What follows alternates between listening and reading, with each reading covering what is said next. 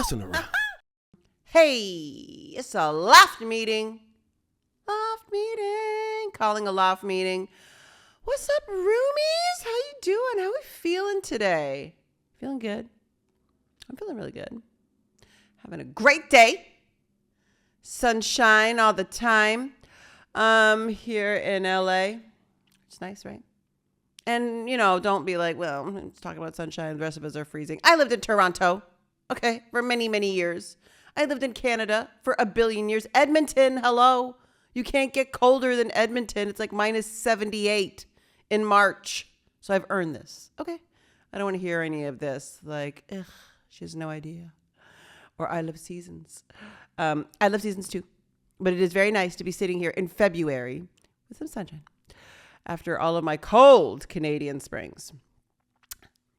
Love you, Canada. This is no, like reflection. I can enjoy the warm weather and miss Canada. Two things can be true. All right, you guys know how these loft meetings work. You send in all of these wonderful questions and thoughts and ideas and experiences you've had around the show. I read them, I delight in them, and then I do my best to answer everything. Okay.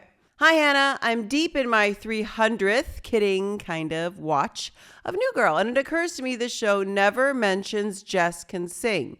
She does sing on the show, but like her vocals are never celebrated. No one is surprised by her talent.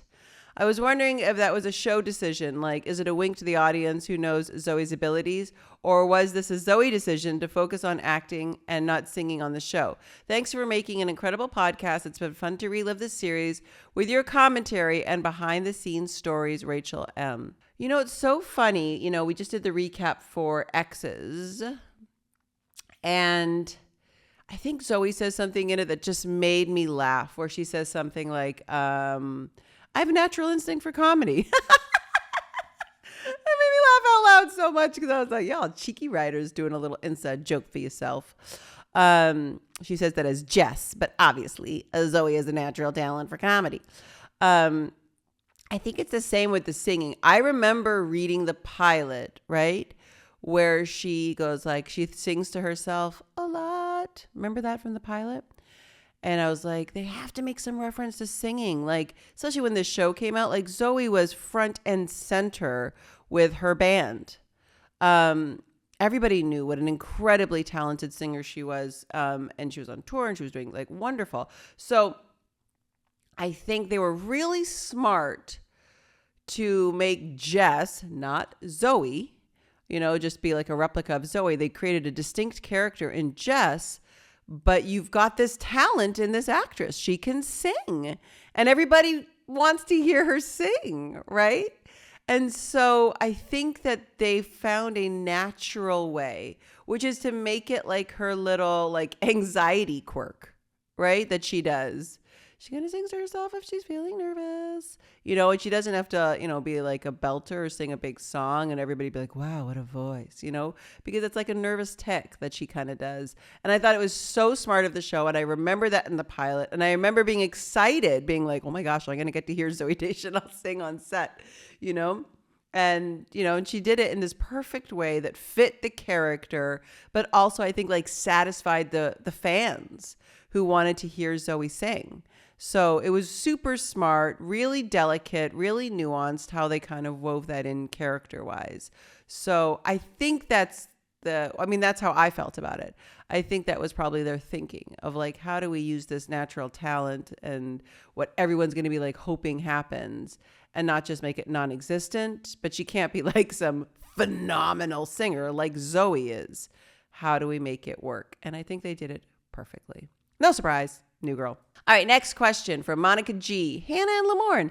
I am loving this podcast. Cece and Winston have been my favorite part of New Girl from the beginning. Or I guess like the second episode. Would you guys ever considering doing a spin-off series? Like Winston's a cop, Cece runs a modeling agency, and sometimes they solve crimes together using the models as undercover agents. Is this a pitch? I like this pitch.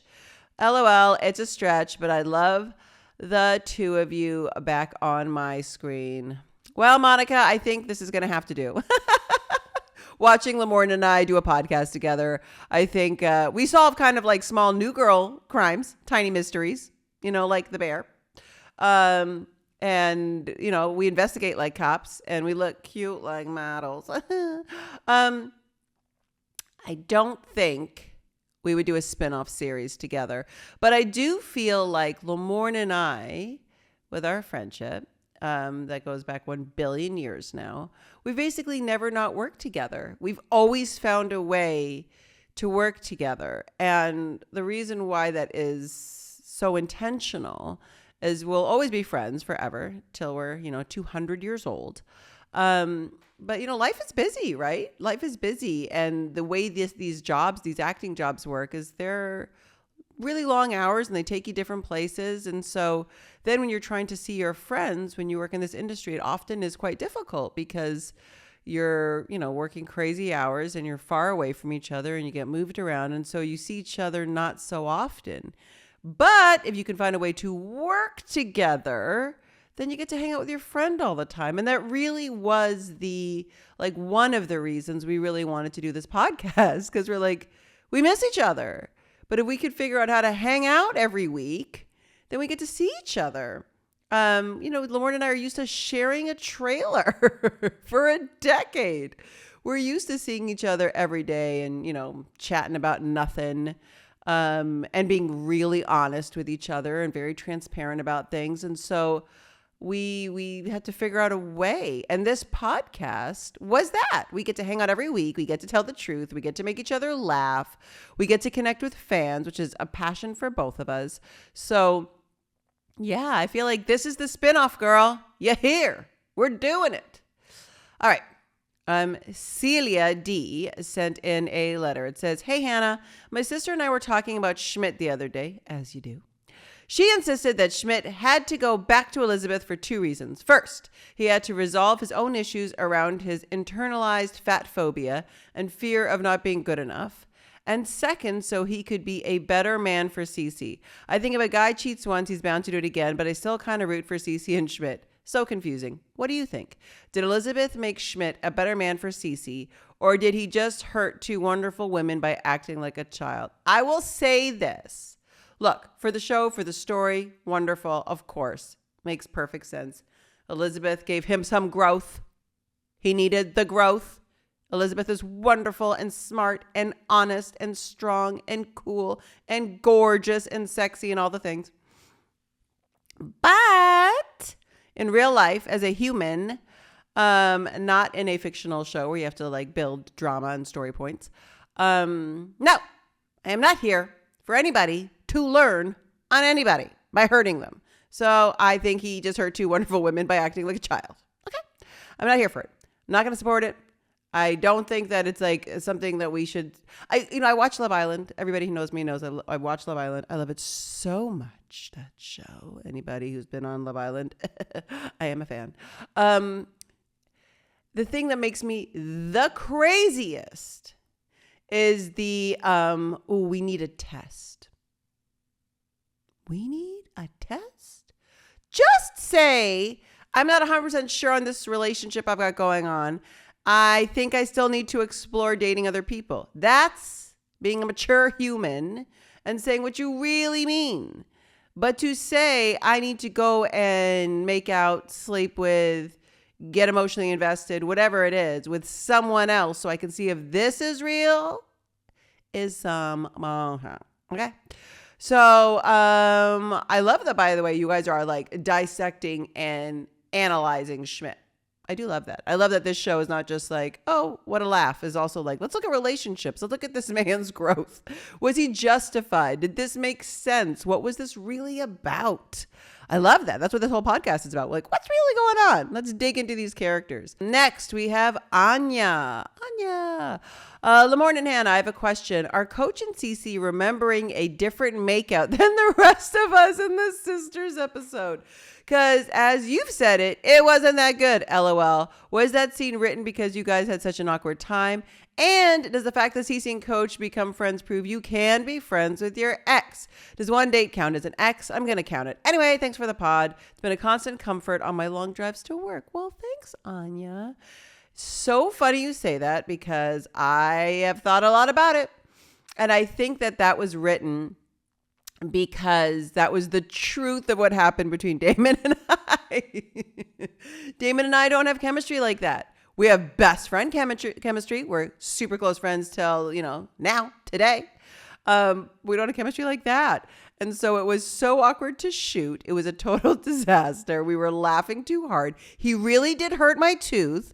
And so just in New Girl fashion, they write things into the show. I had forgotten that we then had to recreate as characters the things that had happened in real life. So funny. I don't think that this proves that you can be friends with an ex, because I don't think that Cece and Coach are exes, right? They're not. They're just like two people that kind of like walked along and then like bumped each other's faces and then like kept moving. So no, I do think that Coach, though, it seems like had some real feelings. Like he was into it, but she was never into it, and they never dated, and they never had that kind of connection. So I think they were always friends, absolutely always friends, and then tried something that ended in like literal injury. And that was that. So I think they just kind of realized exactly what they were. I'm glad that you're listening to this on long drives to work. It's funny from where I live to where I would shoot at Fox. I did New Girl there. I also did a show called Not Dead Yet on the same lot and sometimes on the same New Girl stages. So that was a trip. But I would have long drives to work. And I would put on my favorite podcasts too. And so it's so nice to know that we're doing that for other people to keep them company on their drives. That's cool. All right, next episode. Ellie. She says, "Hey, I'm sorry to write about something that annoys me." Ooh, don't apologize for that. It's my favorite thing. I want to know. I want to know what annoys you. That's like the best. We're not just here for the compliments. Love this already. But it's bothered me for years, and I need to let it out. Let's go, Ellie. Why does New Girl introduce siblings once and then never again?